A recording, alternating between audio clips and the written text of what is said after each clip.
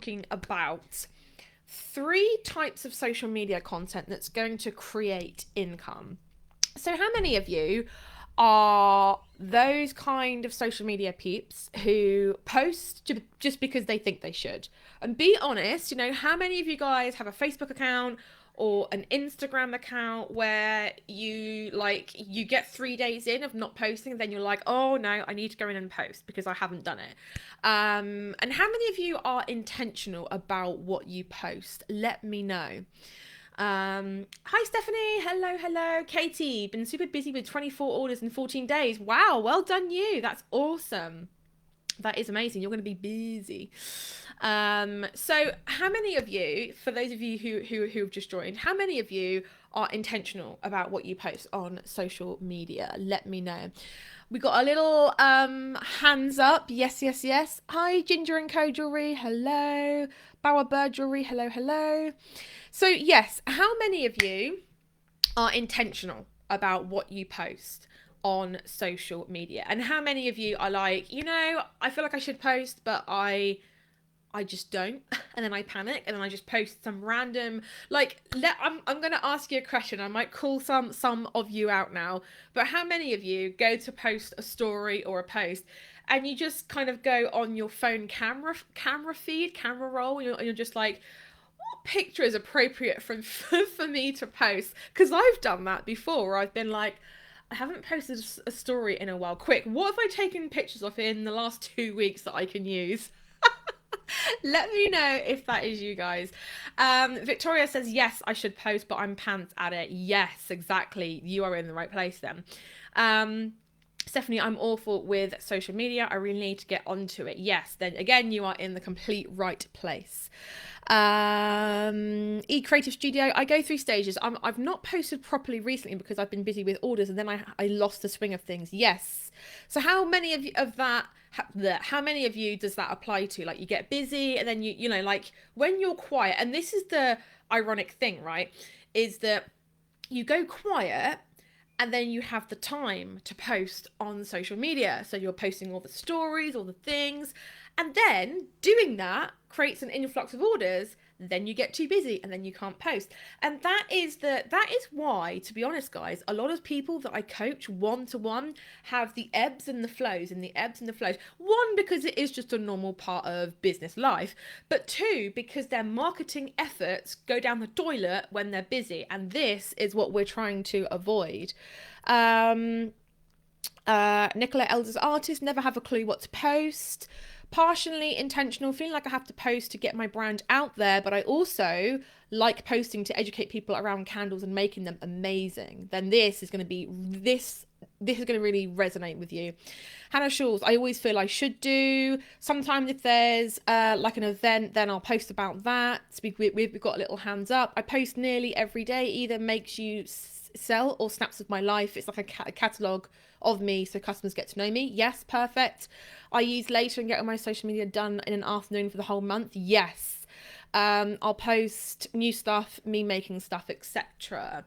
Amelia says, totally me. Yep, that's me. Yes. So here's the thing, is that, and I'm just going to grab my notes out really quickly because I should have done this before, but I didn't.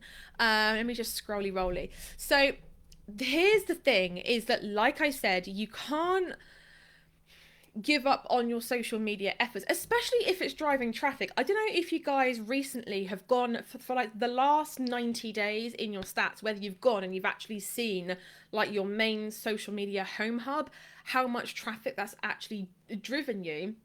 But it might just be worth doing that to really establish the one social media network. And as you guys know, one social media, one home hub, that is all you need to get to the 6-figure business mark. Okay, that is all you need, I promise you. So a lot of you guys are kind of going with more behind the scenes stuff. You're going with more posting about maybe new items, events, like a day in your life, something like that. All sounds good. Victoria, I post around themes, Valentine's, Pride, Mother's Day, but it seems repetitive. Yes. Okay, good. And again, you're going to want to listen up. Yes. So A lot of the time, what happens when we look at our phones, and I'm going to pretend this is my phone because my phone is here. We look at our phones and we're like, I haven't posted in a while. I'm going to just like go and post a random picture, or I'm going to go and post maybe like a picture of a craft that I'm at, or I'm going to post something Valentine's Day or Mother's Day or something like that, right? But what happens is that we tend to fall into the same patterns of what we post because we're doing it on a bit of a kind of whim, right? We're kind of winging it as we go. So let's look at 3 types of social media content that creates income. And these are 3, you might want to write these down. These are 3 that I've tested with my own account, with other people's accounts, and just having these 3 content buckets. Now, obviously there are more, but just having these 3 is going to help you to really know what to post and to be strategic about things. Now, what I would say is I would recommend using a scheduler such as Later to schedule your whole months out. And the reason for this is you're going to be really, really consistent if you're doing it, because depending on what mood we're in as well, can really determine what kind of content we post. So if you're in like a funny mood one day and then you post something in that kind of, side of things, and then you're in a really happy mood, then you post something else, your feed's going to be really inconsistent. It's going to be up and down and round, right?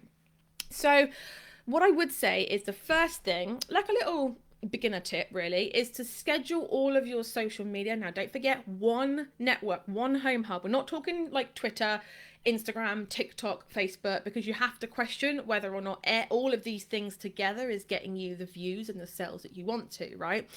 So schedule your month out. You can even do like 6 months ahead if you know exactly when you're doing your like offers, your sales, your launches, and you can do this like months ahead, right?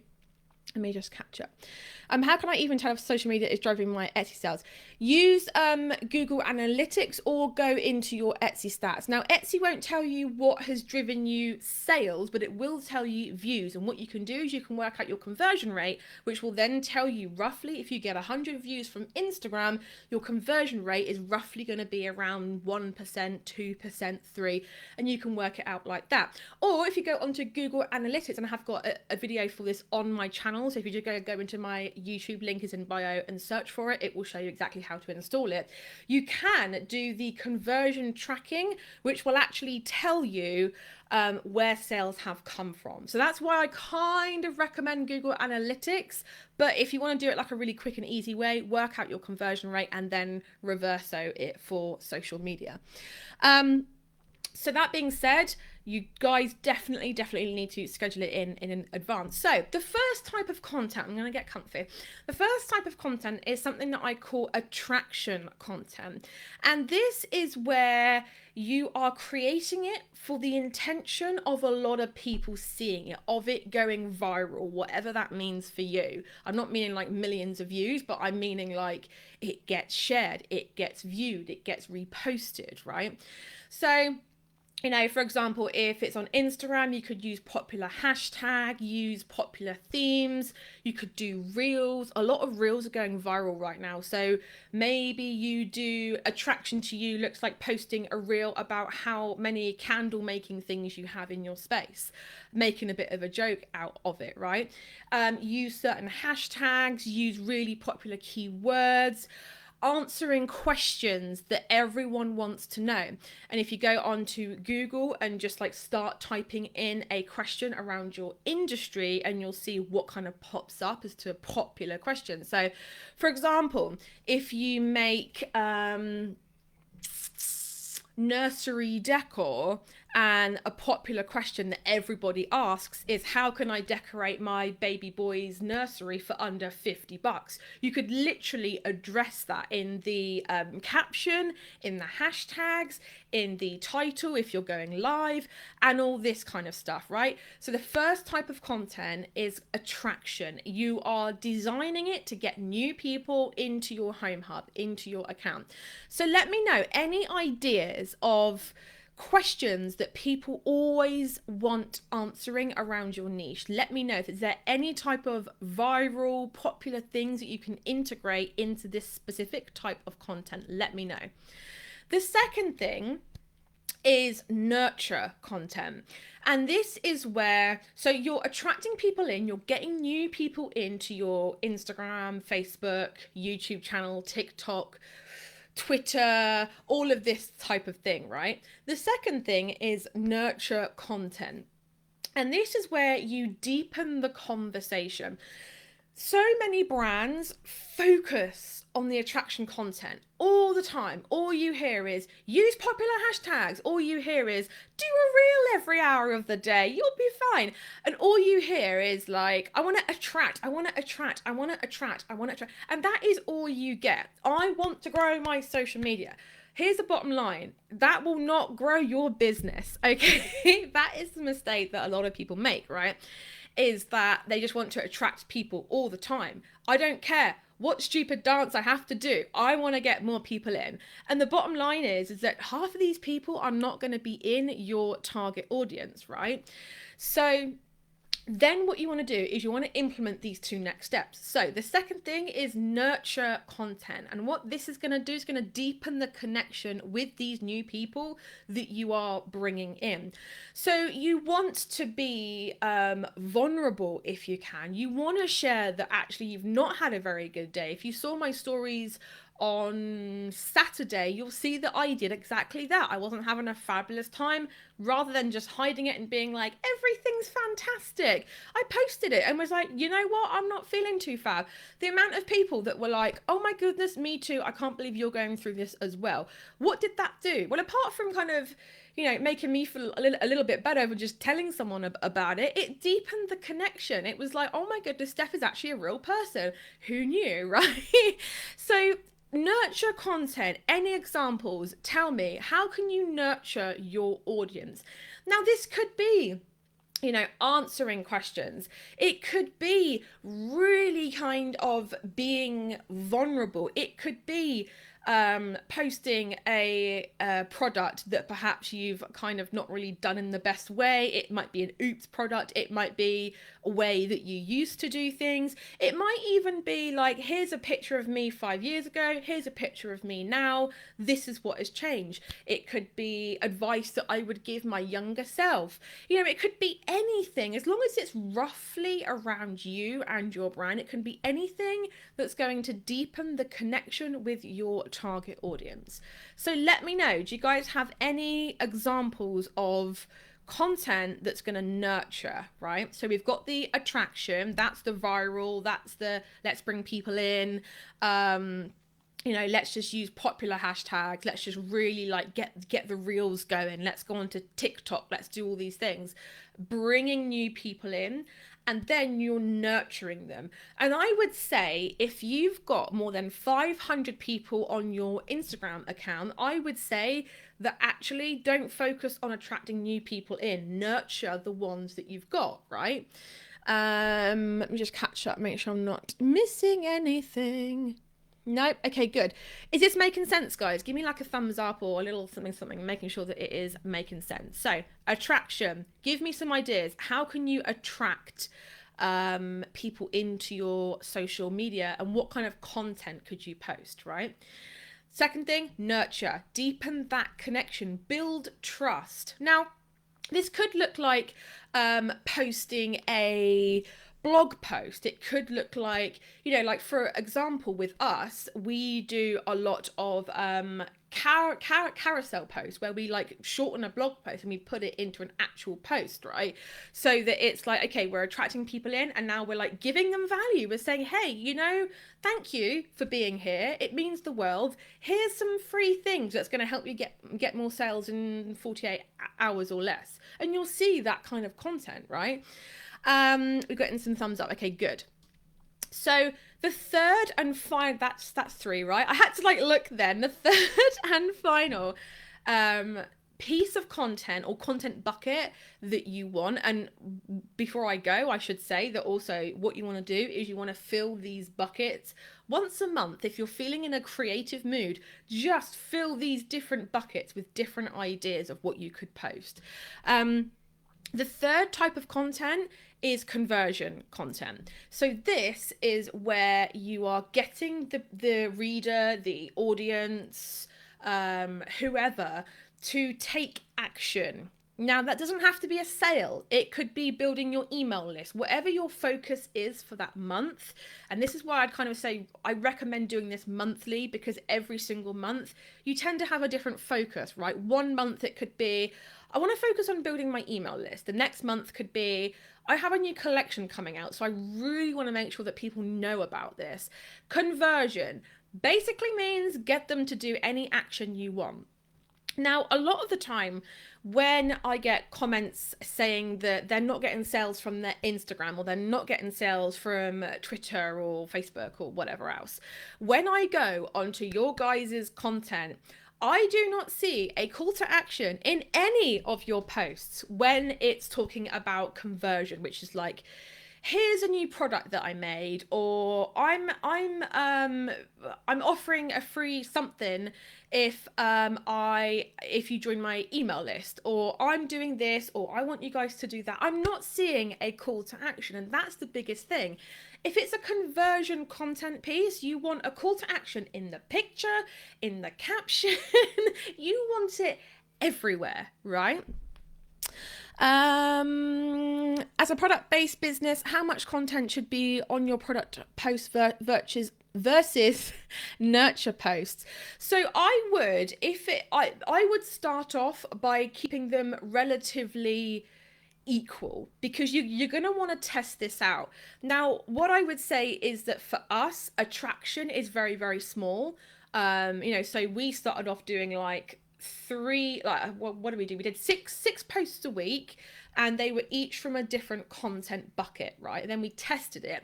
And then actually, as our audience grew, we were like, okay, well, actually, we don't need to attract many more people in. So we're just going to focus on nurturing. You'll go through waves. So I would say build all of the content buckets up and then test it, okay? Received my gift after doing the HBSA, and I was so surprised. What an amazing touch. Excited to get going. Yes! I'm glad you liked your gift. It's like a little surprise thing to say thank you, and keep you going through the hard times. I tend to post just product pics, and people keep telling me it's important to post pics of myself to let people know who is behind the brand, but I'm really, I guess, shy. That means the little monkey face.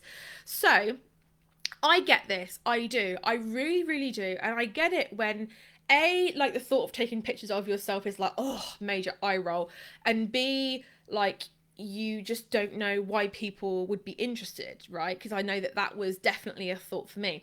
But here's the thing. People don't buy from brands. They buy from people that they connect with, So I would hazard a guess that your engagement will increase. I mean, just try it. Just humor me, guys. Test it. After this live, go and post. Just take a selfie and say just a little bit about the person behind the business. This is me. My top 3 pet peeves are this. My top 3 faves are this. One random fact about me is this. And you will get more than likely the best engagement that you've got on any single one of your posts. There's not really much advice that I can give you in regards to how to make it less scary. The more you do it, the easier it will become. And I just really feel like the more feedback you get from people saying, oh my goodness, like I really wanted to learn more about you and what you do, and I love to connect with you. The more open you are and less guarded, and the more you talk about common issues around your target audience and stuff like that, the more people will connect with you. The more people will start to open up themselves and start to trust you. It is just a case of just doing it. I would just do it. Honestly, guys, humor me, post a selfie after this live, and you will get the best engagement that you've had in a long, long time.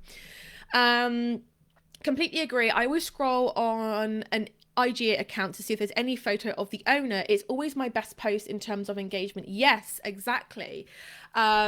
Faces, I mean, I read a stat somewhere and I can't remember where it was, but I remember someone talking about Facebook and Instagram and the fact of the name, like Facebook. It is for people to connect with you as a human being, not just some faceless brand, like just posting product picture after product picture after product picture, because that's the fastest way to lose followers. Okay, seriously, it really, really is. People are nosy and want to know who you are. Well, you know, they are nosy, but I don't even think it's just them just like wanting to do it for no reason. I think it's just the fact that you know, there are so many faceless corps on the internet that want to sell you things, right? You can go onto any YouTube video and you will get shown an ad from some bro who's like, hey, do you want to make $10,000 in 24? You know, like if you want to go and buy from a faceless corp, walk into your local like big box store. That's what that's for. If you are a maker making artisan products, you're missing a trick. And honestly, the minute that a lot of my students and my clients start to open themselves up in their own business and post themselves, their sales increase, because it's like, oh wow, okay, good, I'm buying from a person making it, not someone who is just like, you know, doing whatever and not supposed to be on Etsy, right? I'm so worried about putting a picture of myself up. I'm very outgoing but kind of shy at the same time, but I will do it. Yes. And I was exactly the same. I mean, do you guys think if you would have told me 5 years ago that I'd be sat here doing lives, I would be like, laugh at your face, walk on off with my coffee, you know? Like, I would never have done this. But the fact of it is that if you guys weren't watching and interacting and like you were actually saying, yes, this is helpful, my confidence grew. I was like, okay, you know what, I can do this, and what I'm saying is helping people. Therefore, if I show up and share and actually talk about things and common issues and, you know, whatever else, people are going to connect with that, and it's actually going to help people out a lot more. Okay, so let me just recap. Attraction content, nurture content, and conversion content. Okay. Ow, I just hit my elbow on my desk. Ow. Yes, so guys, here's your homework. Okay, I really like, the second after this live ends, tag me in it as well. Like, tag this Instagram account in it if you're going to do it on IG. Selfie, just 3 things that are your pet peeves, 3 things that you absolutely love, and 1 weird but random fact about you. Just do it, please. Is it best to keep your more personal stuff just to stories? I feel like I'll mess up my grid. You know, if Sophie's watching, she's gonna like kick me under the table, even though she's not here. But there are some people who are really like particular about their grid, and there are others who aren't. I'm not that particular. I would rather get the content out there and let it do its thing than have a pretty feed. It's completely up to you. Like, if you're a brand designer, I would understand why having a pretty feed is paramount for you. But if you are someone who is making jewelry, I would kind of say, you know what, like, if it's gonna go out there with a weird like screenshot as like the cover picture, then let it be. You know, if you've seen my feed where I'm like this, you know, it just is what it is, right? So I would test that, and it depends how personal you're going to go. Stories for me is, I post more on stories than I do on the grid. I think we post 2 to 3 times a week on the grid, and one of those is letting people know about the YouTube video coming out like Tuesday evenings. And the other one, and the other 2, one's an info post, which is like the nurture, and one is a conversion post type, right? I would test it. Do you know what? If you're in doubt, post it on your grid and then repost it to stories and see which gets the most views. That's honestly what I would do there. Can you give us some examples of a call to action? Yeah, so it really depends on what it is that you're trying to do. So if you're trying to build your email list, if you're trying to get sales, let's say that you're trying to get new eyeballs to this new product that you've just launched. Literally just go and view this on my Etsy page or find out more information here. You don't have to worry about being bossy because, like, you know, you've spent time creating content that is attracting the right people, nurturing people, and one out of those three is going to be, hey, go and do this thing. The fact of it is that confused buyers don't buy. And if they're confused about where they're supposed to go to find out more information about this new thing that you keep talking about, or this amazing email list that you keep blabbing on about, but people are like, how do I go and join? You could just simply say link in stories, because you can post a link to your stories, right? It could simply be link in bio. It doesn't have to be complicated as long as it's direct and it's like, go and do this thing.